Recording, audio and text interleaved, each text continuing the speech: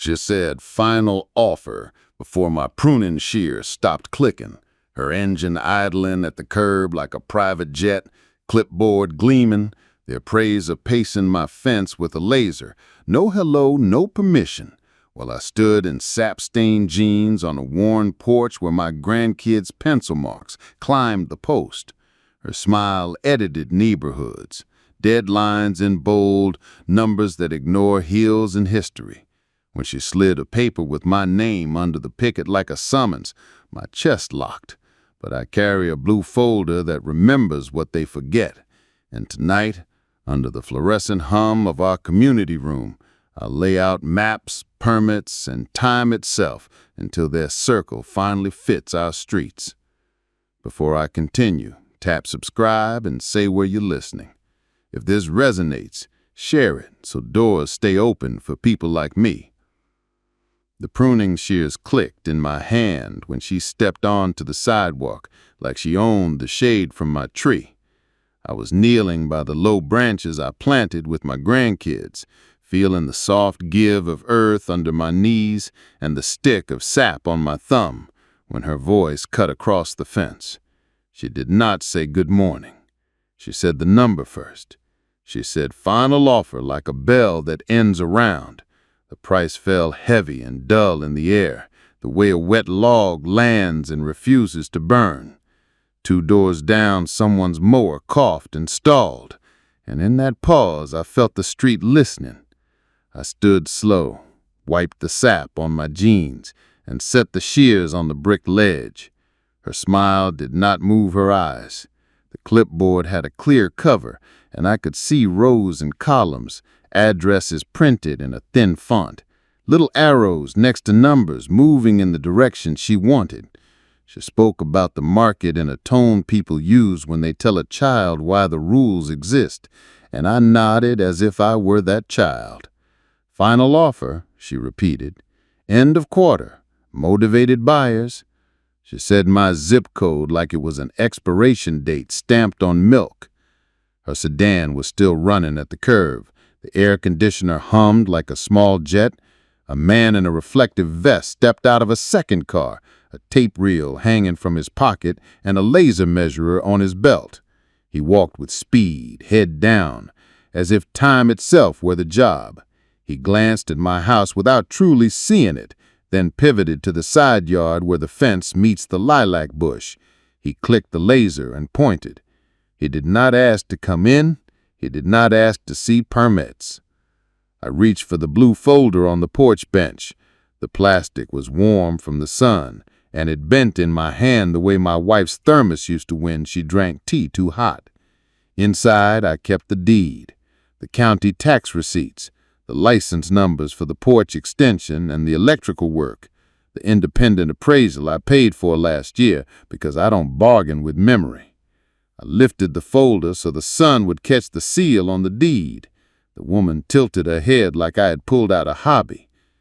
Comparable sales don't include personal attachments, she said. She used the word attachments like it was a diagnosis. I said the comparable sales don't include my block. I checked the map you printed. Those houses are over the ridge, closer to the highway on-ramp, where the lots are shallow. She tapped the paper, not the map. She said, we control for that. Trends move through neighborhoods like weather patterns. They don't respect street by street. The appraiser snapped his tape measure open and let it sing back, metal flashing in light. He called out a number to no one, then wrote it, then paced to the corner like a man in a hurry to leave. He stood half on the sidewalk and half in my grass. He aimed the laser at the far eave and clicked twice as if 2 clicks made it more true. He took a quick photo of the siding without stepping close enough to see the date stamped on the repair sticker under the downspout. I could smell cut grass and the faint sweetness of the lilac, and beneath those there was the tang of hot pavement rising. The sun had slid behind the high maples across the street, and my front steps were striped with shade. Mrs. Alvarez, who waters her ferns like they are family, paused with her hose aimed at her shoes and watched. She is a kind woman who keeps her voice soft, and even she looked like the street was holding its breath. I could smell cut grass and the faint sweetness of the lilac, and beneath those there was the tang of hot pavement rising. The sun had slid behind the high maples across the street, and my front steps were striped with shade. Mrs. Alvarez, who waters her ferns like they are family, paused with her hose aimed at her shoes and watched. She is a kind woman who keeps her voice soft, and even she looked like the street was holding its breath. "You 10% under the lowest legitimate comp within 3 blocks in the last 6 months, I said. I did not raise my voice. I just named it. She smiled again and let the silence lean, then pulled her phone. A green dot blinked on the screen. She put the call on speaker. A man's voice arrived from a place with no weather in it. He used first names the way people who sell certainty always do. "Let's get this wrapped," he said. "We've got momentum and the buyers are free this afternoon. We can get a signature and close in under 30. The number he said did not climb. It lay on the sidewalk like a coin no one bothered to bend for. My heart worked in my chest in a way I know well, that small nodding before it finds its rhythm again. Jailed, I thought. That's what it felt like. Gelatin in the middle of a boil. I placed the blue fold against my ribs like a book I needed to feel more than read. Across the street, kids on scooters scraped along the curb. One of them shouted for a turn. A delivery truck sighed and exhaled when it stopped at the corner, brakes breathing hot. "That number does not recognize what is in this folder," I said, and I didn't mean the paper. "Final offer," she repeated, as if I had asked what day it was. The appraiser called out another set of numbers and then wrote the wrong street name on his grid. I watched his pen hesitate as if it knew. He squinted toward the ridge and misjudged the slope line the way a tourist misjudges a tide. My granddaughter Maya came down the steps, phone in her hand, her hair pulled back in the way she does when she means business. She is 16 and sees in rectangles. She frames what she wants to save. She did not speak. She took a photo of the laser dot on the eave. She took a photo of the reflection in the appraiser's glasses where our block turned into a different block. She photographed the clipboard page with the addresses you only use if you want to argue that a dead end is a through street. The woman stiffened and turned her body a fraction to block the camera, then thought better of it. She reminded me that public view is public. She said it like she was granting me a favor she could revoke. Maya stepped to the side and crouched so the fence post lined up with the edge of the frame. She has her grandmother's patience. The man on the phone asked if the exterior had any alterations that were not permitted. The word "not" hung there like bait. The woman looked at the back corner where my porch roof meets the original shingles. The appraiser turned his head, not his feet, and snapped a picture of the air above the corner. Everything on this house that changed did so with a number you can look up. At the county clerk's office, at your desk, on a public portal. "We will verify," he said, and he meant later, and he meant somewhere else, and he meant without me. The woman glanced at her watch and at the sun. A wind chime tinkled on the neighbor's porch and then fell still. "I need an answer by tomorrow at 5. After that, we move on." She tucked the paper back under the clear cover and slid it into a leather case that probably had a name. She did not offer to leave me a copy. The appraiser closed his tape with a snap, that sharp metal note a carpenter hears all day, and wrote something under the wrong street name again. "You used 2 addresses from over the ridge," I said to his back. "Those are smaller lots. They abut the highway fence. They get glare in the late afternoon. They're not our wind, not our light." He lifted one shoulder, the way a man lifts it when he's not paid to turn around. The woman stepped closer to the fence, careful not to touch it. "The buyers are ready to move quickly," she said. "We can help with the timeline. There are tax advantages if we close before the month turns." I thought of the cherry stain my wife and I chose for the front door when we replaced it. We argued and then laughed and then chose the color that looked best with the light at 5 p.m. in late summer. I thought of the night my grandson lost his shoe in the mud under the spigot and cried as if the earth had eaten a friend. I felt the rough edge of the blue folder press into my ribs. "I'm not here to defend sentiment," she said, as if she had read my mind. "I'm here to present what can be done." "What can be done," I repeated, and looked around at what we had already done, with certificates and receipts and sweat. From the corner of my eye, I saw the HOA volunteer who lives on the next street turn the corner, his dog pulling him like urgency on a leash. He raised 2 fingers in a greeting he didn't slow down to finish.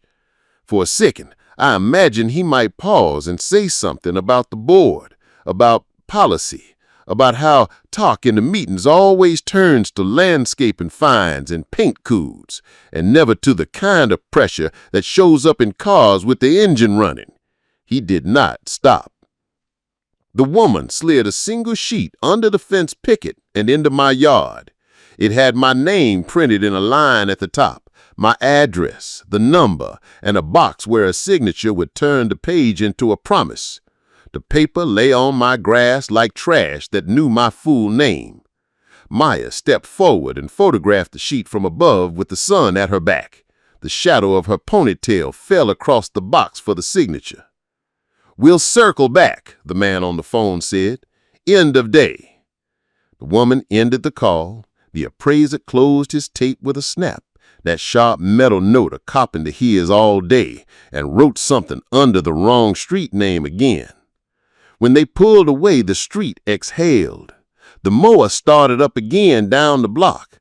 A crow fussed from the telephone wire.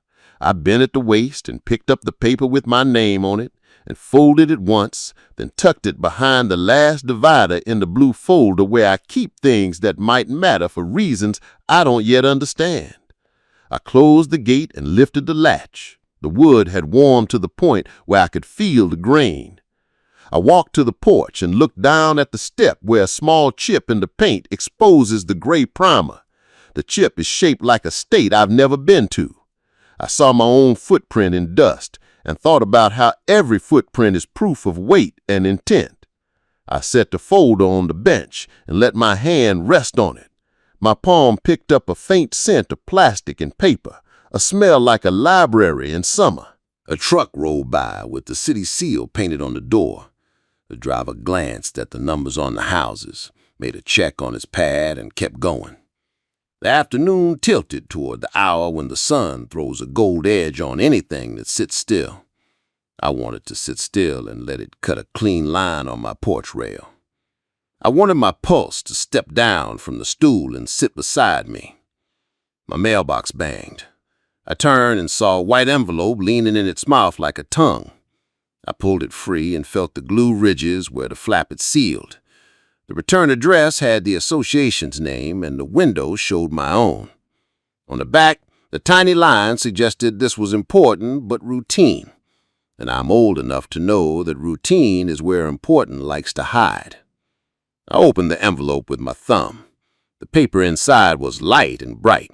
The header had the HOA's name and the word notice, which always wears a shape even before a sentence gives it meaning. The text spoke of a compliance review. It named exterior alterations as a subject. It referenced a potential non-compliance. It gave me a deadline to respond. The deadline was printed in the same ink as my name and the same tone as the final offer. They did not need each other, those 2 deadlines, to be neighbors, but they were. I stood in the doorway where the temperature shifts tell you where you are. Inside the house, the cool of a fan touched my ankles. Outside, the sun had started to bake the smell of tar out of the small cracks in the street. I read the notice again and then looked at the porch roof where the extension meets the original line. I could see the flashing shining like an honest scar, neat and sealed and exactly as the permit allowed. Maya hovered in the threshold with that look she gets when she is waiting for me to decide whether to speak or to write. Her phone screen lit her thumb.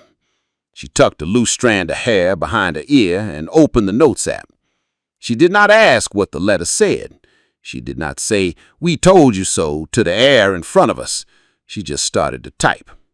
I felt the day tilt. It was not dramatic. It was the slow kind of tilt that moves a bottle cap to the edge of a table without anyone touching it. My wife used to say that the sound of a room changes when a decision enters it. I could hear a small change. Maybe it was only the fan stepping up a setting, or the crow moving 2 poles down, or the mailbox settling after being opened. Maybe it was the notice in my hand learning how to sit in the same paragraph as the paper with my name in the grass. I carried the envelope to the kitchen table because that is where honesty lives in most houses. The wood there is dull from elbows and keys and mechanics' tools and children's crayons. I set the blue folder down and slid the notice in front of it, like setting a plate for a guest you did not invite. I opened the laptop because I learned after 60 that paper alone can be a promise you make to yourself and the world does not hear it. The hinge made its small drum sound. The screen woke, the cursor blinked like a man clearing his throat. I took my notebook and wrote the time in the left margin. I wrote what the woman said. I wrote what I said. I wrote the wrong street name the appraiser wrote and the way he lifted his shoulder when I corrected the wind and the light. I wrote that Maya photographed the laser dot. I wrote that the HOA notice arrived while the car engine was still hot from idling. I wrote the deadline in numbers and then in words because sometimes words understand what numbers try to hide. I thought of my wife's handwriting, the way she would press her pen when she wanted to be sure the letter would last on a form, on a prescription, on a permission slip. She had a way of making a line under the date that turned it into a foundation. I underlined the date. I circled the time. I drew a line between the words final offer and the words compliance review without touching either one. The refrigerator ticked when it shut itself off. The house breathed in a way old houses breathe, boards talking to nails, paint remembering. I heard a bicycle bell on the sidewalk and the faint scrape of a dog's collar. The world did not change to honor anything that had just happened. It continued. That is the worst and the best of days like this. Ma placed a glass of water near my hand and stood where she could see the screen. Her reflection was a thin ghost in the black part of the bezel. She leaned on her elbows and scrolled the note she had started, date, time, names, phrases. She typed final offer and frowned at the way the words looked too proud for their meaning. She typed the wrong street name and then deleted it and typed it again and said, "I'll check the parcel map." She did not say it like a question. She said it like brushing her teeth. I rose and walked to the front door again because the body wants to confirm what the mind has accepted. The air on the porch hit my face, and I smelled the iron of the mailbox and the faint sweet of the lilac. The street had returned to itself. A kid in a blue shirt chasing a soccer ball that rolled slow. A woman carrying 2 grocery bags and 1 paper bouquet. A man watering a strip of grass that forgets itself every August. My tree kept its shade over the fence line. The gate latch clicked when I lifted it, that small metal valve. I looked at the fence post where my wife marked our grandkids' heights in pencil each summer. There, the lines grew from a place where we could no longer find her handwriting without knowing where to look. I did not feel like a man in a story. I felt like a man on a Tuesday. I understood then that the worst part of humiliation is not the words or the tone or the math. It is the way the ordinary tries to go on while a number eats its way into your breath. I turned back to the table and slid the notice into the folder behind the independent appraisal. I placed the deed over both like a paper hand. I tapped the stack twice. It made the sound a judge's gavel would make if it were shy. The laptop chimed. A new message flashed in the corner, white against the darker blue with the desktop background I keep because my grandson took that photo of the lake and likes that it lives in my machine. The subject line was a shape I recognized even before I read the words, the way a man recognizes the posture of a problem before it speaks. The email said, "Pre-hearing scheduled. Subject, exterior alterations, tomorrow night." The email said, "Pre-hearing scheduled. Subject, exterior alterations, tomorrow night." The words sat in the corner of my screen like a small stone on my tongue. I clicked it open and watched the header unfurl. Case number, room, time, rules for participation that sounded like someone telling you how loud your heartbeat is allowed to be. 3 minutes per resident, it said. No recordings by attendees. Written materials must be submitted 24 hours in advance. The clock in my taskbar made the last line unnecessary and cruel at once. I pulled the blue folder closer and felt the ridge of the spine against my fingers. The plastic, it warmed under my palm where I had been holding it all afternoon, and when I lifted it, the faint smell of paper and sun came with it. Mine moved to my shoulder without a word. I could see our faces reflected in the gloss of the laptop screen.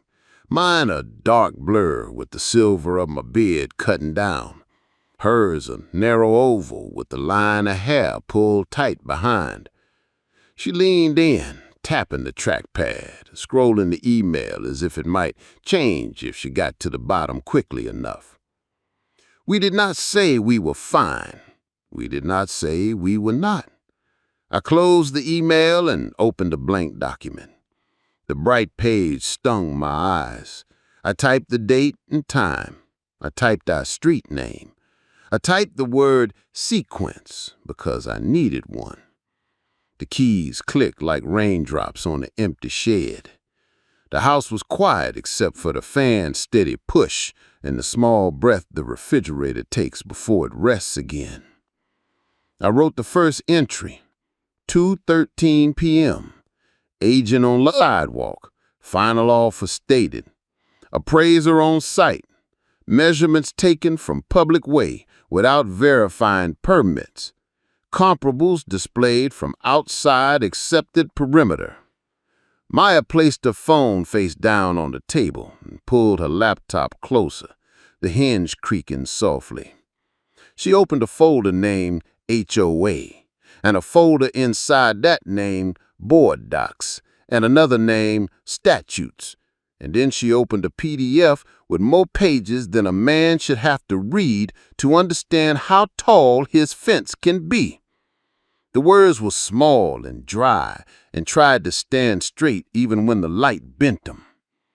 She copied the section on special meetings by petition into a note and added a star.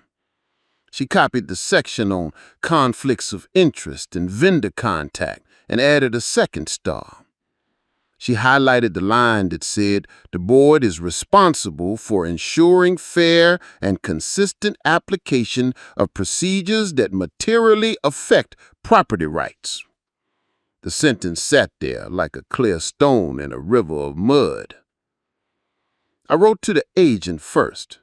I kept my voice in the words, and my old teacher's politeness, too. I requested the methodology for the comparables she had presented, including distance, date, lot depth, and any adjustment for adjacency to highway or non-residential zones. I asked for a PDF of the full list, not photographs. I copied her supervisor's generic address at the bottom of the first email she sent and used the words courtesy and clarity. I clicked send and watched the whoosh animation go as if something really had moved. I wrote to the appraiser second. I asked for the basis of his perimeter, the source of his parcel lines, the slope adjustment, the age adjustment, and whether he had reviewed the county clerk's records for permit history. I requested that he correct the street name in his notes and asked that this correction be reflected in any report. I used the words professional courtesy again, because some men wake up when they're treated the way they wish their fathers had treated them. I clicked send and felt the small satisfaction of a task that has a sound. I wrote to the HOA address that handles architectural and compliance issues. I attached the permit numbers for the porch, the electrician's affidavit, the roofing inspection sign-off, and the invoice for the hinge I installed when the old one stuck last winter. I asked that these be added to my file for the pre-hearing, since the notice referenced exterior alterations and potential non-compliance. I requested the specific code sections alleged, the date of any inspection, and the policy for field posting notices. I used the phrase respectful request, and I copied the general board email because silence travels less easily when more ears are invited to hear it. Auto replies started arriving like birds that only know one note. Thank you for your message. Response times may be delayed. Your inquiry is important. Do not reply. The appraiser's email bounced a line that said he would be out of the field by 4, in the office later. Report turnaround is typically 72 hours. The agent wrote back first, not to answer, but to ask if I would consider being flexible if the buyers agreed to a rent back for 30 days. The words sat on my screen as if my house were a suitcase I could borrow after I gave it away. I moved her message to a folder named Offers and closed it like a drawer I would open only when it helped me breathe. The printer coughed and fed the first page of my timeline, and the smell of toner lifted, a little pepper and a little hot glue. I slid the printed page into a clear sleeve and set it behind the deed. I labeled the sleeve with a strip of masking tape and wrote timeline in my block letters that always lean a bit left. When I pressed the tape down, the folder gave a low crackle. Maya opened the county assessor's map on another tab and traced our block with the cursor, counting parcels like beads. She toggled layers, zoning, land use, year built, and I watched our block appear as if it were being drawn anew by a patient hand. She pulled up sales in the last 6 months within 3 blocks and sorted by lot size. The third result was one of the agent's comparables. A red pin sat on a street that dropped toward the highway, where the evening glare turns windshields into mirrors and noise never fully leaves. Maya marked a line around a perimeter that hugged our blocks and excluded that slope. Her map looked like a glove that fit, not a mitten that could be anyone's. I'll export a PDF with the filters and the legend, she said. We'll show the difference between their circle and our streets. She didn't have to ask whether we would. She knew. I wrote the time I requested methodologies, 4:06 p.m., and the names of the men and women I copied. I wrote the parcel numbers for the comparables Maya kept and the ones she threw out. I noted that the agent's message had pivoted to timeline and rent back, which was the kind of pivot people do when they want to change the subject without moving their feet. I wrote the word pattern in the margin and drew a small square around it, because patterns are how a man hears a hum in a room full of machines. We ate in the kitchen without leaving the table. Maya put a plate next to the folder and kept one hand hovering above it as if my papers might need a guard. The food tasted like salt and something sweet we threw in to keep the salt from winning.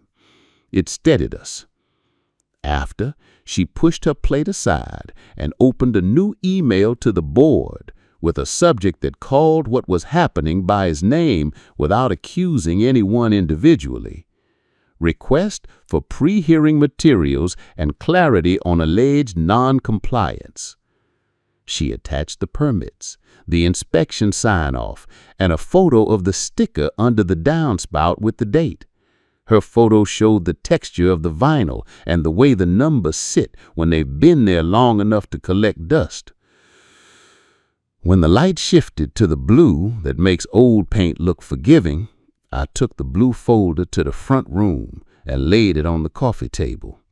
The surface there is covered with tiny scratches from toy cars and keys and the time I dragged a potted plant instead of lifting it. I spread the deeds and receipts like a dealer who does not need to hide a card. Each sheet had weight and history and a smell that said it had shared drawers with other papers for years. I slid the independent appraisal out and ran a finger along the edge of the cover page where the binding has worn smooth. I remembered the day I paid for it, standing at a counter where the receptionist's pen had a flower taped to it. I remembered the relief I felt that day when a number arrived that matched the shape of our lives. The phone rang with a number that started with 800. I let it go to voicemail. The phone rang again with a local number I didn't know. I let that one sit too. Silence is not always a refusal. Sometimes it is the only way to keep a sentence inside its shape until you are ready to say it. Maya started a shared spreadsheet titled Timeline and Evidence. In one column, time. In the next, event. In the next, source. In the last, document location. She filled 4 lines before I reached for the keyboard, and then we worked in turns, the way people row a boat when the water is heavy. I wrote down 11:22 a.m., mower stalls. I wrote down 11:25 a.m., agent arrives. I wrote down 11:31 a.m., appraiser measuring from sidewalk, wrong street name noted. I wrote down 12:04 p.m., paper with my name slid under fence. The ordinary details made the extraordinary feel less like a rumor. We called the county clerk's office and listened to a voice that had been recorded in a room with too much tile. The options did not include the one we wanted, so we chose the one that said public records. A woman answered with a voice that sounded like it could hold a building together. I gave her the permit numbers and asked about certified copies. She said, yes, this is the window. Yes, there is a small fee. Yes, you can come in today before they close if you hurry. Her yeses were a bridge. We drove with the windows cracked because the air smelled like late summer and good dust. I slid the blue folder against my thigh so it wouldn't slip. The county building stands the way a school stands in the mornings before anyone arrives. The steps were wide, the railing metal, cool under my palm, the revolving doors slow. Inside, the air settled on my shoulders with the weight of paperwork. The floor shone in a way the tile only does when a man has pushed a mop for hours.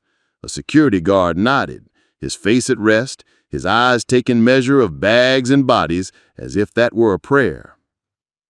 We took a number from a red dispenser and sat under a sign that explained fees with casual precision.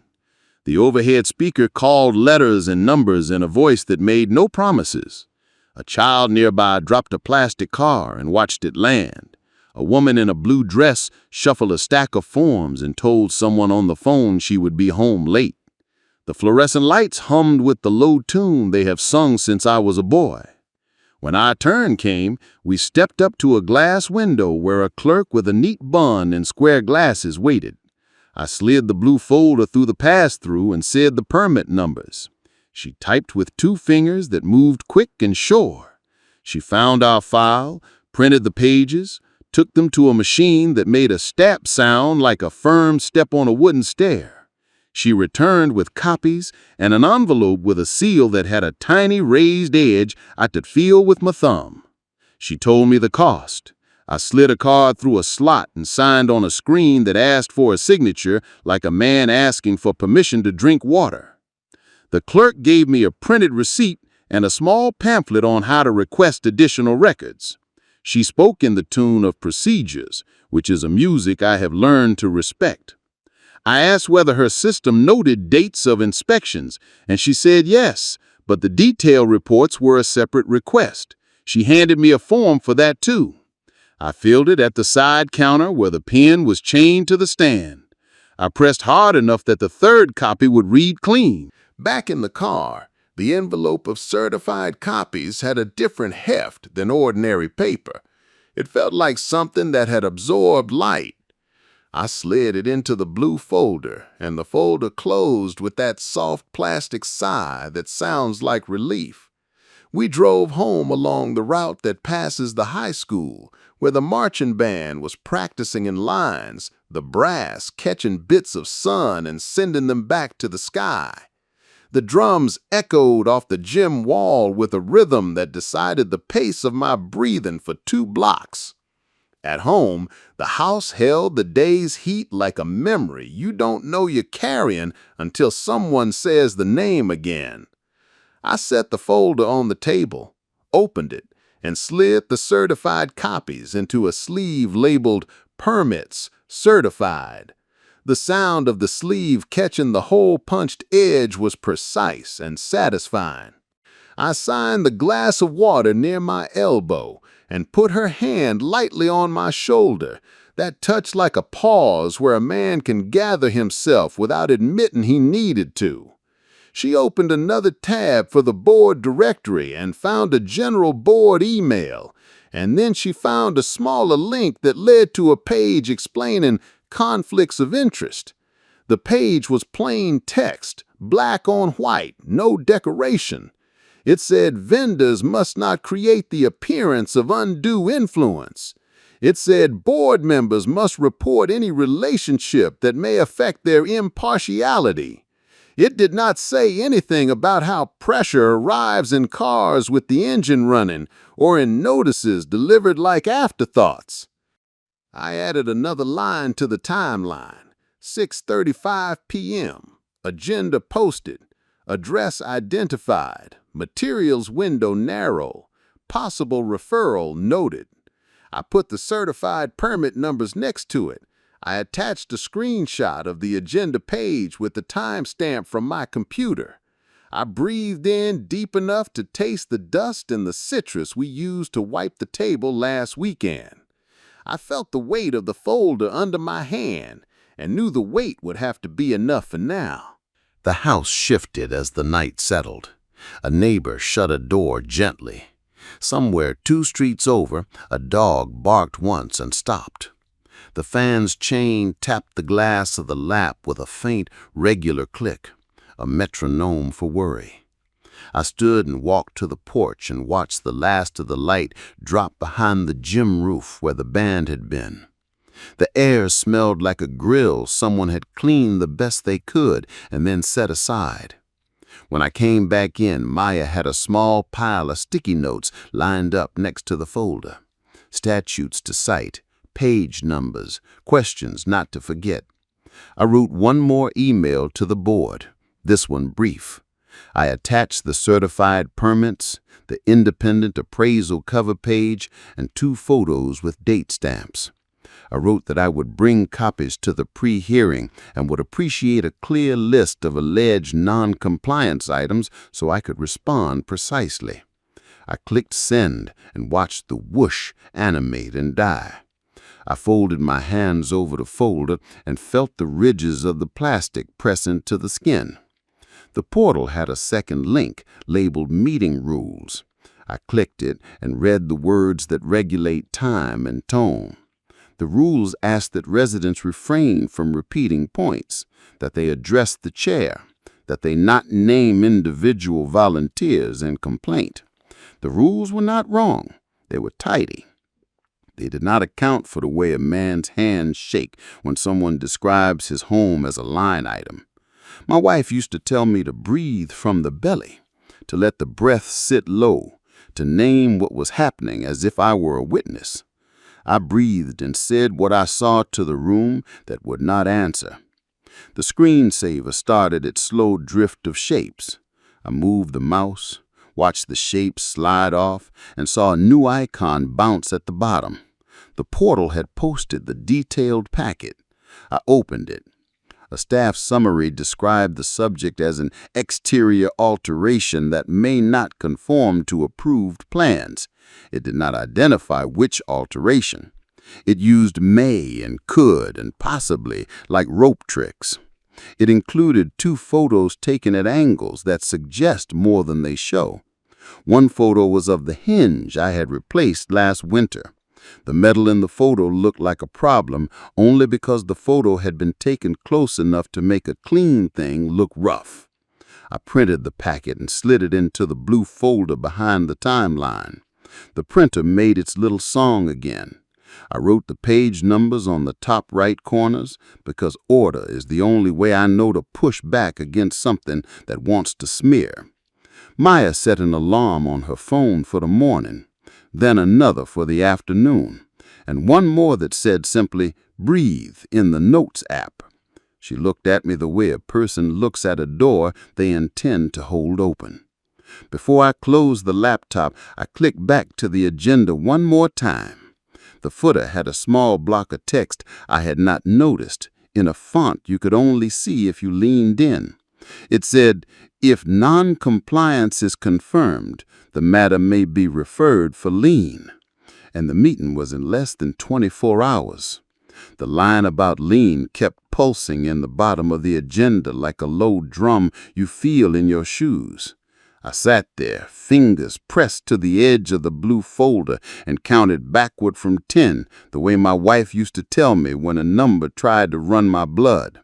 Maya set her phone on the table and put her palm over the screen like she was calming a skittish bird. The room fell into that small evening quiet old houses know. Wood talking to nails, the fan chain kissing the glass, the clock taking its little steps. But the words stayed bright on the screen. Less than 24 hours. Possible referral. Exterior alterations. I read it again, and then I stopped reading because I needed to act. And acting starts with making the next hour behave. We made the table into a small war room without raising our voices. I slid the deed, the certified permits, the independent appraisal, the staff packet into a sequence that felt like a sentence with subject, verb, and proof. I printed 2 more timelines and fed each sheet into a sleeve so the edges would not fray on a night that might try to wear them out. Maya labeled the sleeves with a pen that left a clean, dark line. Her letters are narrow, decisive. She opened a new document and typed board rules, citations, and then copied the exact number and title of the parts we might need, because the only way to make a rule work for you is to call it by its correct name in a voice that does not shake. When the printer cooled and the fan kept time, I stood and took the blue folder in one hand the way a man takes a book he knows by heart. The plastic gave a soft sound I have come to love. I breathed in the smell of toner and paper and the faint citrus we had wiped the table with Sunday. I set the folder by the door so I could not forget it even if I forgotten myself. We slept like people sleep when the mind refuses to lower its guard. Eyes closed, body obedient, somewhere between dream and a room with a single word printed on the wall. Morning brought a pale light through the blinds and the smell of coffee. I still make the same way I did when she was here. 2 scoops, water just off boil, a pause before the pour. I drank it with the window cracked and the street waking slow. A mailbox closing somewhere, a bicycle taking the curb, a garbage truck talking to itself at the corner. I iron the shirt I wear when I need to look like a man who writes his name with purpose. I looked at my shoes. I chose the pair that is quiet on tile. Maya ate toast over the sink and checked the portal one more time. No new attachments, no list of specific code sections, just the same small rectangle with my address, the gavel icon, the room name that has hosted summer potlucks and winter coat drives with the same foldable chairs. We arrived early because I never trust a clock I did not wind myself. The community room smelled like old coffee and carpet that had given up pretending to be new. A stack of agendas leaned on a plastic stand at the door. A volunteer with a neon name tag checked our names off a list with the same pen the clerk at the county uses, the kind that leaves a ridge in the paper. I signed the sheet that said I wished to speak. The column for time had a blank space next to my name, as if invisible ink might decide what I deserved. The podium sat in front of a white screen. A projector hummed. A fan tried to help. The folding chairs made their little metal cries as people sat. On the far wall, a bulletin board held notices no one reads until they need the one line that saves them. I saw the headline about architectural review and the one about pool hours, and then, lower right, a page with the word special in capital letters without trying to be fancy. I walked closer. The paper was yellowed at the corners from being touched too seldom.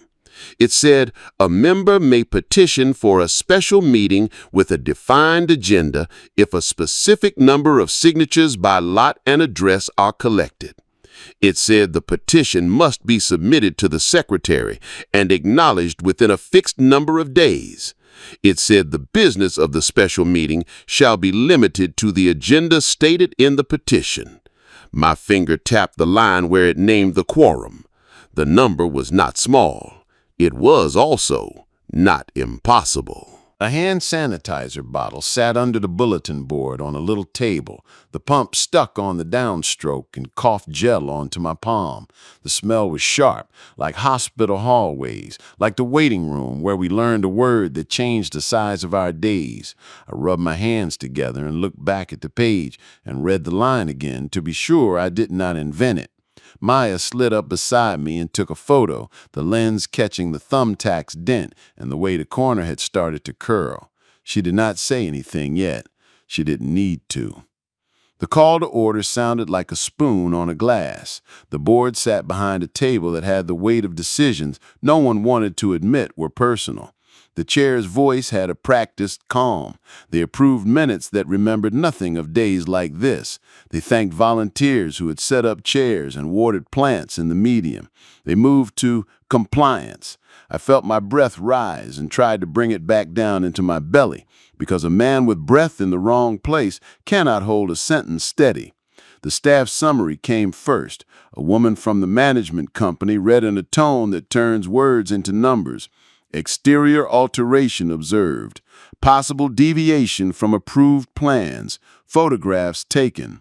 Owner notified. The photos appeared on the screen, a close-up of a hinge that looked older than it was because the camera had leaned in until the texture became a mood. A corner of the porch roof where the flashing gleamed and the sunlight made an honest seam look like a ridge, an angle that cut out the permit sticker and showed only shadow. I stood when they called my name and set the blue folder on the podium so the light from the projector slid along its spine. My hands were steady enough. My voice was the kind you use when you're telling truth to a room that knows your name. I said, "This is my house.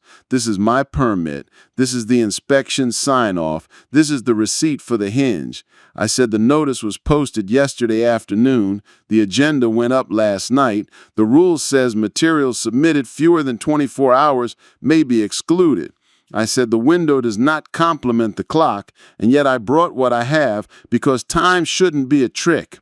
3 minutes, the chair said, eyes on a small timer that glowed like a threat meant to look like a courtesy. I moved like a man who knows a metronome is running. I slid the certified permit copies forward, stamped and dated, the seal raised enough you could feel it through the plastic. I held up the independent appraisal cover that had the map of our block on it and the date from last year when I paid a fair number to be named. I said my alterations are not rumors and not surprises. They were approved, inspected, signed. I said the photographs in the packet were taken at angles that suggested more than they showed. The chair nodded at the staffer. The staffer said thank you in the way a person says it to move you off your mark. A committee member with a new name tag and polished shoes asked whether my porch depth had ever been checked against the original plan. I said yes and showed the plan. He looked at the chair, not at the plan. Another member, older, with a stack of printed agendas he had underlined, asked if I had received a prior courtesy letter before the notice. I said no. He said sometimes courtesy letters are not required. The chair cleared his throat and asked if I had any additional materials to submit. I looked at the timer and saw 28 seconds. I said yes, but not that this room would admit. They gave me exactly my 3 minutes. They gave the staffer as long as her summary wanted to be. They called the committee to discuss. They spoke to each other with their mics off so the room could not hear the words. The hum of the projector filled the space where words should have sat. A fluorescent bulb near the door flickered like a nervous eye. Behind me, I heard a neighbor's chair shift. My name felt like it was waiting on a hook. Maya sat 3 rows back with our second set of copies. She sorted them like a dealer, edges aligned, labels at the top. Her face was patient in that way it gets when she knows a room is going to ask us to carry its weight. She caught my eye when I turned and mouthed, "Breathe."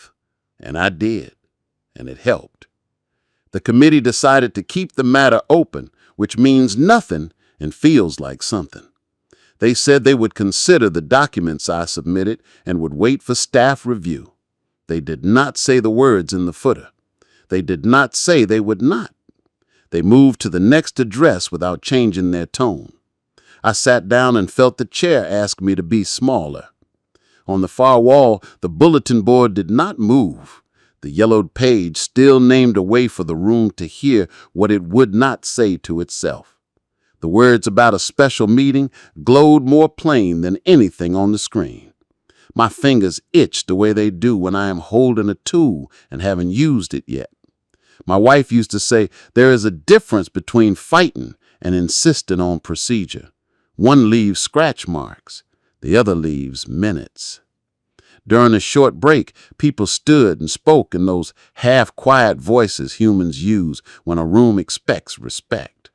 A neighbor I know by her dog's name said she had received an offer that arrived with a date printed in bold, and that made her feel as if the mail had hands. Another neighbor, a man with paint on his knuckles, said a caller had told him the market was moving and his house would be more attractive if he resolved any active compliance issues first. He didn't have any. He does now, he said, and then dipped his head as if he had admitted a fault. A third neighbor said something about taxes and deadlines and how 2 clocks struck the hour at the same time in 2 different rooms. A volunteer set out a tray of coffee. It had sat on a warmer so long that the smell had turned from comfort to insistence. A stack of paper cups made a papery sigh when you lifted one. I poured and held the heat, tasted the bitterness, felt it walk down my throat like an animal with a job. I looked at the bulletin board again and knew what needed to happen next. I turned and faced the small pockets of neighbors in clusters near the chairs, by the coffee, at the door. There is a way to ask for a signature that does not beg and does not accuse. You present the rule and the reason. You point to the bulletin board and the agenda, and you say the words out loud so the room hears that you are only asking the room to keep its own promises. People's eyes met mine, and then met the page. The paper changed hands. Some wrote neatly. Some wrote like they were late for a bus that never quite arrives. A hand shook as it made the loop of a G. A man asked, softly, whether his phone number belonged there, and I said no, just lot and address. And he nodded like absence was a kindness. Every few minutes, I looked at the board and counted the number written on the petition requirement and then counted the lines filled. Maya kept a running tally in her notes app, tapping the plus sign with the thumb, the phone buzzing once when she crossed a number that mattered. She photographed each filled page before we clipped it under the next page because paper is a thing that can fall. The coffee cooled. The projector hummed. The meeting returned from break and voices slid back into place. Back in our seats, Maya whispered the number. It was not enough yet. It was also not the small number we had at the start. I felt the narrow corridor in my chest widen half an inch. The chair called another compliance matter for another address. A man in a plaid shirt stood and told the board his paint color had been approved by a previous committee. The board argued with itself about whether approval travels with years or with people. The room leaned toward the small debate and away from the larger one that was chewing at the edges of our streets. When my name appeared again in the minutes for the purpose of noting documents received, I stood to say I had additional material, the certified copies we obtained, and the appraisal cover page ready to be placed into the record. The staffer said the record would note receipt. Whether consideration could occur tonight would depend on timing and rules. She said timing and rules the way you say weather and luck. I wrote the moment down in the margin of my agenda. In the last part of the meeting, there is always a time for open forum. It sits at the edge of an agenda like a stoop everyone stands on before they go into their own houses and close their own doors. The chair announced it, and the volunteer with the neon name tag moved the little sign that says 3-minute limit from the staff table to the podium. One by one, people approached. A woman spoke about cars speeding past the playground. A man asked about potholes on the way to the back gate. A third asked why the pool key stopped working after 9. Then an older neighbor, with a voice like paper, said she had received a letter that called her mailbox non-conforming after it had stood the same for 20 years. The room made that noise humans make when recognition stings. When the forum closed, the chair thanked us for our civility. He thanked volunteers.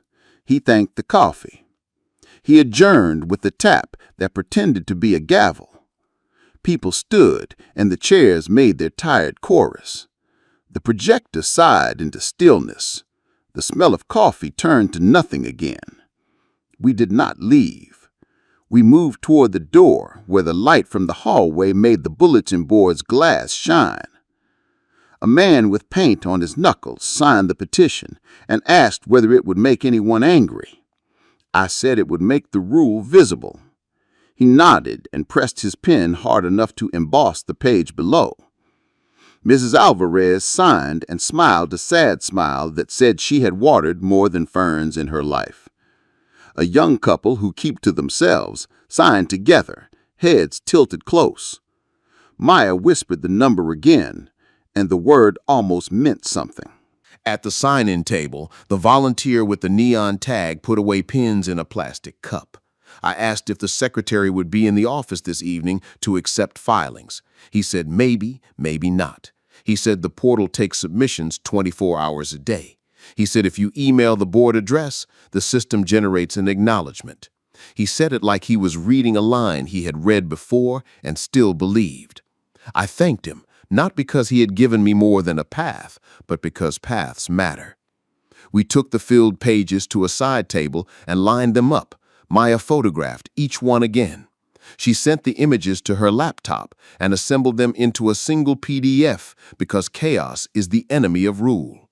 She typed a cover note that used the clause number from the bulletin board and the exact threshold and the exact agenda language. She attached the file.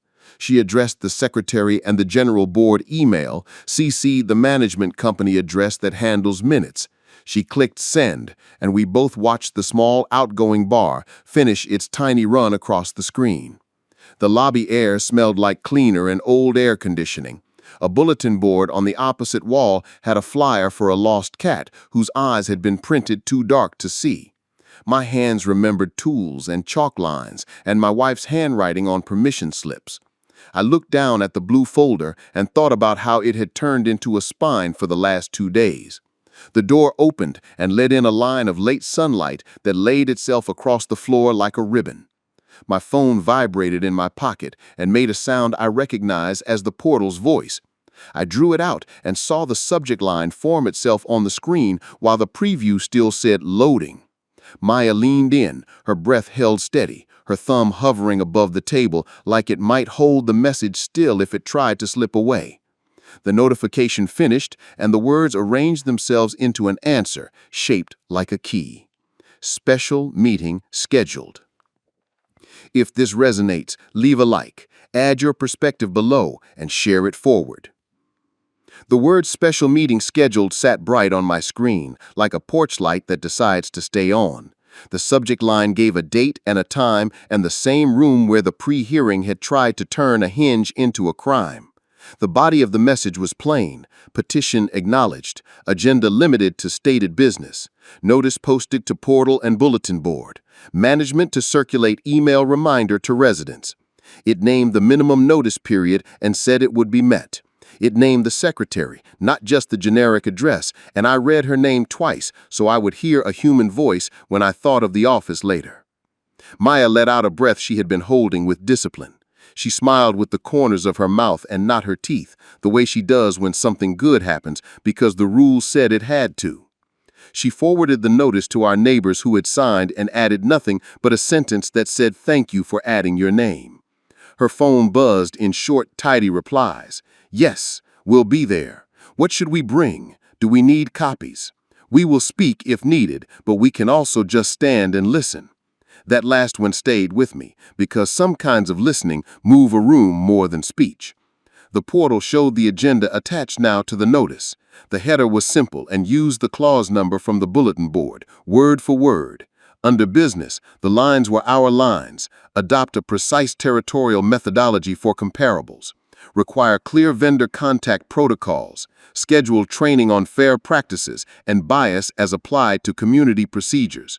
There were no names, there were no accusations, there were verbs and nouns that behave in any room. I printed the notice and the agenda. The warm paper slid into a sleeve labeled Special Meeting, Notice. The blue folder accepted it with a small rustle that sounded like a page turning at a good part.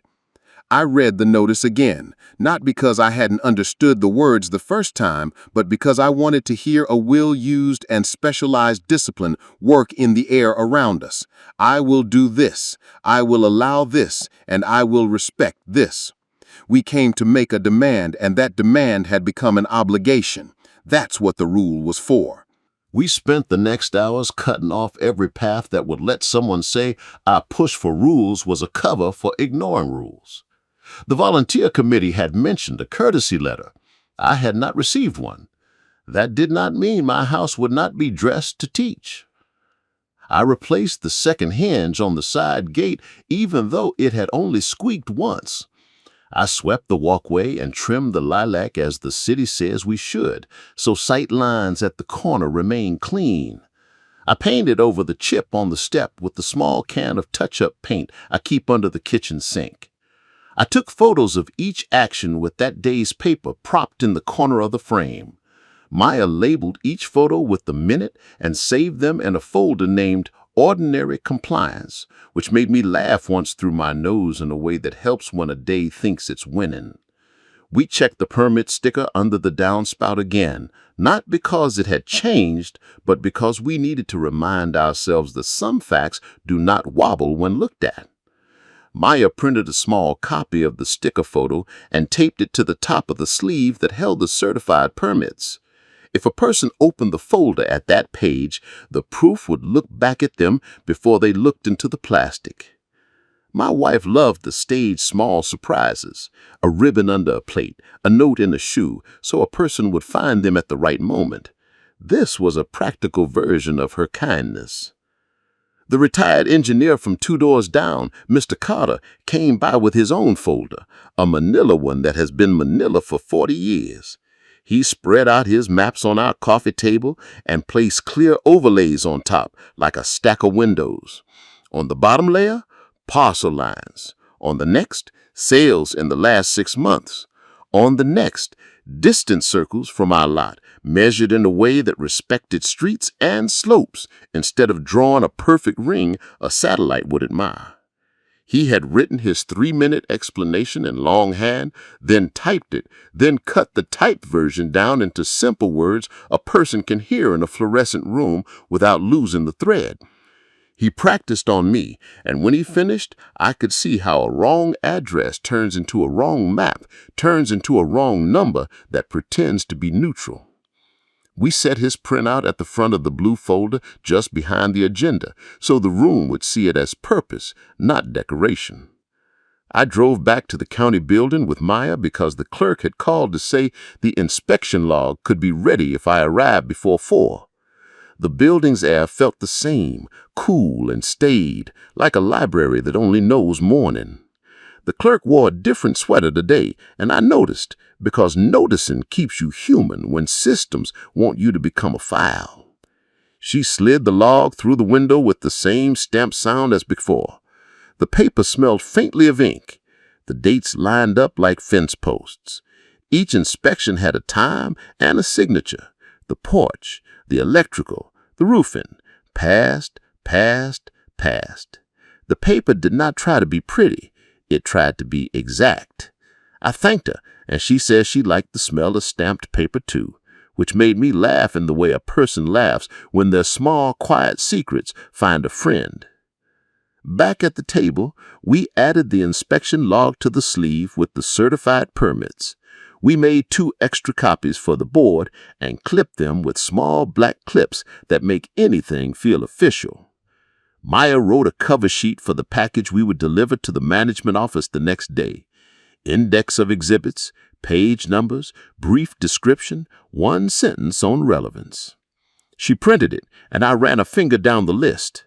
Deed, county tax receipts, permit certificates, inspection log, independent appraisal cover, map overlays, timeline, agenda, petition acknowledgement, notice of special meeting, vendor contact clause excerpt. It read like the story of a house told without adjectives. A neighbor with paint on his knuckles stopped by in the late afternoon with a letter of his own. The HOA had sent him a notice about his mailbox height, and his face wore the shame all men know when a letter uses formal words on a thing your hands touched. We measured his post with a carpenter's tape and found it within the range printed in the guidelines. Maya took a photo with the tape in the frame and printed the page with the guidelines section highlighted. The man held the paper like an antidote works when it's real. He said he would bring it to the special meeting, but he also said he slept better knowing the rule had an actual number and that his mailbox landed inside it. He left with a promise to paint over a rust nick just because he wanted to, not because a letter had said a word that meant punish in private. Mrs. Alvarez, who waters ferns like their relatives, brought a pitcher of lemonade with slices of lemon floating like small suns. She told us she had received a call the week before, the kind that refuses to say who it is but knows your exact address. The voice on the line had told her the market was moving fast and that houses with open compliance issues would be less attractive. She doesn't have open issues, she said. She doesn't like strangers who pretend to know the color of her door better than the brush in her hand. She asked if she could stand near the back of the room and hold my extra copies. I said any page in the hands of someone who can water a fern for decades is a strong page. A quiet email arrived from the local reporter. He said he would attend, would sit where his notebook wouldn't call attention, would ask the board afterward for an official statement on procedural changes if any were adopted. He used words like residence and fairness and structural practice. He did not use my name or the agent's or the appraiser's. I read the message twice and filed it under Community. I do not mind a witness when the only thing being asked is that a room keep its own rules. A witness writes down where the light fell, not who owns the light. That evening, the portal posted a second notice. The special meeting agenda had been added to the bulletin board near the community room. I walked over after dinner to see it with my own eyes. The hallway smelled like floor polish. The glass over the board held fingerprints and the little half moons left by thumbtacks that missed. The agenda sat in the lower left corner, clipped neatly, and next to it, the clause from the bylaws that allows a petition. The pages looked like two hands that had decided to shake after a long misunderstanding. I checked the date on the bottom, today, and the time just before the office closed. I took a photo with the reflection of the fluorescent lights visible so no one could claim the image began as a hope. On the way back, I stopped at the copy shop to make resident copies. The industrial machines made their mountain wind sound, and the tech behind the counter asked if he should collate. He did not ask what the papers were because he had learned when papers carry numbers on the top right, questions are less helpful than staples. He collated. He stapled top left. He trimmed the extra white on the maps so the overlay to the parcel lines would line up without guesswork. He handed me a box that smelled of warm paper and ink. It felt like a small, honest weight in my arms. At home, we staged the living room like a rehearsal. We set the blue folder on the coffee table and arranged the resident copies in a cardboard box with the top folded back so you could see the stack and not wonder what it held. Maya connected a small projector to her laptop and shone the map on the wall. The lines looked clean even on paint that has known years. She clicked through the overlays in the order Mr. Carter would use, then clicked to the timeline, then to the one-page vendor contact clause excerpt, then back to the agenda. "We don't know if the room's projector will cooperate," she said. "We will bring our own light just in case." I wrote my remarks, keeping them under 3 minutes by reading them out loud with the timer on my phone. I cut sentences that repeated the truth and kept the ones that placed the truth in front of the room like a thing you can touch. I wrote like my wife taught me in the years when paperwork was a path to medical clarity. State what happened, name the document that proves it, say what you ask, stop. I ended with the words, "This is our home, and our rules already say how we keep it fair." I did not add please because the rule already held the courtesy in its spine. The next morning, the management office opened at 9, and we were there at 9:05 with the board packets in a clear plastic envelope that closes with a snap. The clerk stamped the cover sheet with received and wrote the time in her initials. The ink left a crescent of wet on the page that evaporated as we watched. She put our packet in a tray marked board materials and slid it to the back. The tray moved like a boat docking. The receipt she tore off had a serrated top and a line for a signature. I signed and saw my name sit beneath the stamp, and for reasons I cannot explain, that made my shoulders lower a half-inch. We spent the day answering neighbor questions in small, exact words. What is a comparable, really? It is a sale that someone claims behaves like your house. Why do circles make trouble? Because streets and hills are not rings, they are lines and slopes. What is vendor contact? Anyone who tries to transact through or around the association. What does training do? It makes people hear the part of their ear they ignore when a number arrives with a bow. We never used the agent's name or the appraiser's name. We spoke in roles and functions because my problem is not with a face. It is with a way of doing that will happen again to some other face if a room does not change how it moves. In the afternoon, we visited Mrs. Alvarez, and Maya helped her print 2 photos of her mailbox and taped them to the guideline page for height and distance. The tape made a sound like a second step on a wooden stair. Mrs. Alvarez insisted we take a cutting from her fern. She placed it in a small paper cup with damp soil and said plants need evidence too. I set the cup on our kitchen windowsill where the light knows how to behave.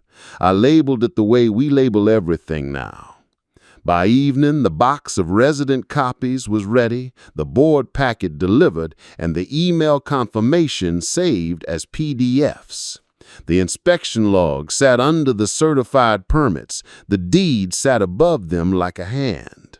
Mr. Carter came by to run his explanation once more, and he cut another line and made it cleaner. And we saw how precision is not cold when it stands for fairness. The young couple from down the block texted that they would watch the stream and message if the audio cut, because small disasters like microphones failing can break a room's attention as quickly as a wrong word. The journalist confirmed he would sit in the last row and take notes by hand. I called my grandson to ask about the lake photo on my desktop. He told me he had taken it with a shaky hand and laughed when I said the horizon is a straight line anyway. He asked if Maya and I were busy. I said we were doing a kind of homework. He groaned in sympathy and then told me he had learned to whistle.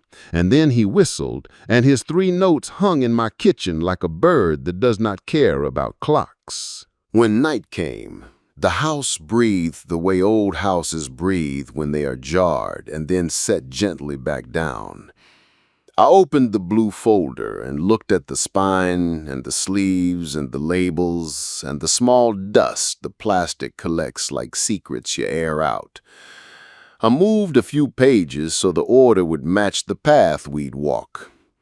I packed a bag with the projector and the HDMI cable and an extension cord because no room is truly ready, and the way you make peace is by meeting the room halfway.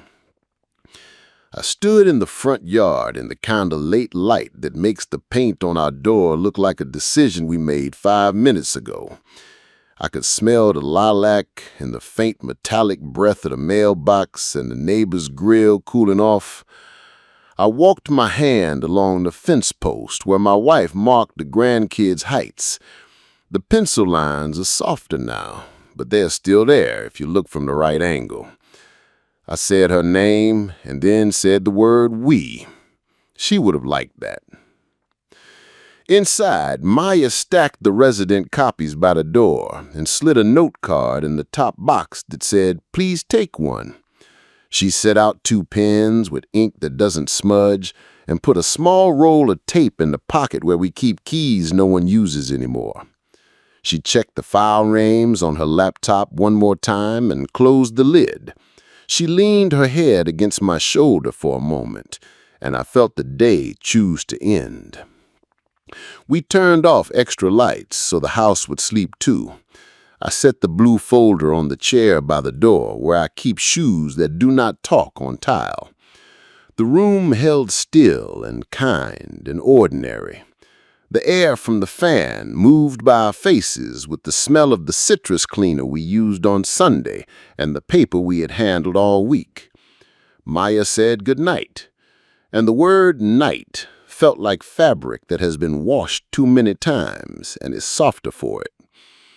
I looked at the folder, then at the door, then at the table where the fern cutting stood like a small green witness learning our light. I breathed deep and slow and let my breath sit low where it belongs. Then I switched off the lamp and let the house be quiet. Before the first bus down the ridge warmed its brakes, I was up, dressed, and standing by the door with the blue folder in my hand. The house held that thin, early cool that smells like dust settled and citrus from last night's wipe down. Maya came out of her room with the cardboard box of resident copies hugged to her chest and a small projector bag slung across her shoulder. We did not speak. We nodded the way people do when the next thing is written in the calendar and in the bone. The community room was unlocked when we arrived. The carpet's old coffee smell had cooled into a faint sweetness. The chairs stood in rows like thoughts lined up to be tested. I placed the box of copies on a side table with a note card that said, "Please take one." The projector's fan found its steady hum and pushed a ribbon of warm air that smelt like plastic, waking up. Maya checked the HDMI cable, flipped through the map overlays once to make sure the labels hadn't jumped in the night, then closed the lid and set her hands flat on the lid. Residents trickled in with the day's weather still on their shoulders. Mrs. Alvarez carried a small tote for no reason except to have something to grip. Mr. Carter arrived with his manila folder and the long, careful steps of a man who has carried proof before. A young couple slid into a back row with their hands linked and their eyes scanning the front like students on the first day. The journalist took a seat along the wall, his notebook on his knee, his pen quiet. The secretary sat down behind the table. The gavel sat 2 inches to her right, like a harmless object that remembers what it can do. When the clock hit the minute posted, the chair called the meeting to order. The sound of the gavel was smaller than the idea of it. The agenda was read out loud the way we had written it. Adopt precise territorial methodology for comparables.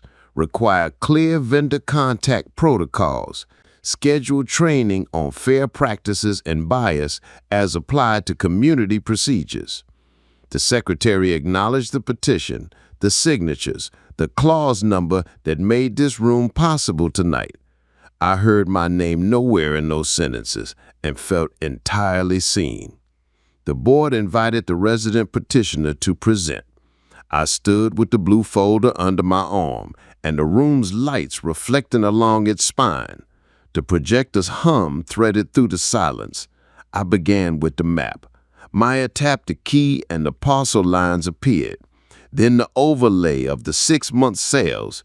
Then the perimeter drawn by the appraiser's initial circle, and the perimeter that respected our streets and slopes. Mr. Carter stepped to the side of the screen and in 3 minutes described how a wrong address leads to a wrong circle, leads to a wrong number that calls itself neutral. He pointed to the ridge, to the highway fence, to the shallow lots over the drop. He named distance in blocks, not in a radius that pretends a hill is a sheet of paper. Public comment started, and people who had never stood at the podium before stood.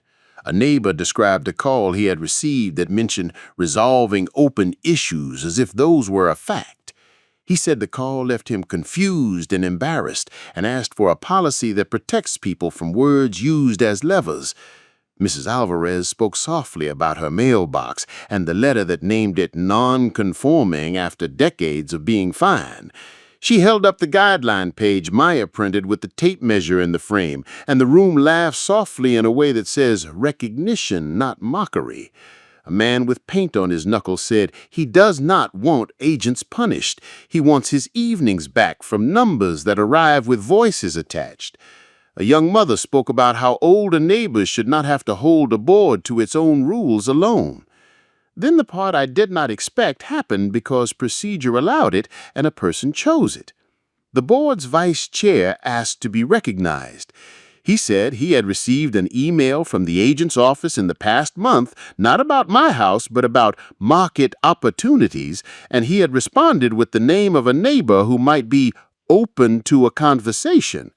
He said he had thought it was harmless. He said, in a low voice the microphone still carried, that after hearing the clause read and listening tonight, he now understood that even harmless can lean a room in the wrong direction. He offered to recuse himself from vendor contact matters until training was complete. He recommended the board adopt the vendor contact protocol tonight and asked that his recusal be noted in the minutes. He swallowed and looked at his hands. The chair nodded and said, "So noted." The chair called for a motion on the first item, adopt a precise territorial methodology for comparables. A member moved to adopt the methodology as presented by the resident petitioner and Mr. Carter with an instruction to staff to publish a map-based guideline that uses county parcel adjacency and street boundaries, not circles, and to require any third-party valuation cited by the association to demonstrate compliance with that guideline. Another member seconded. The chair opened the floor to discussion, and there was none. They called for a vote. Hands rose, and the secretary counted aloud. Approved. The chair called for a motion on the second item, vendor contact protocols.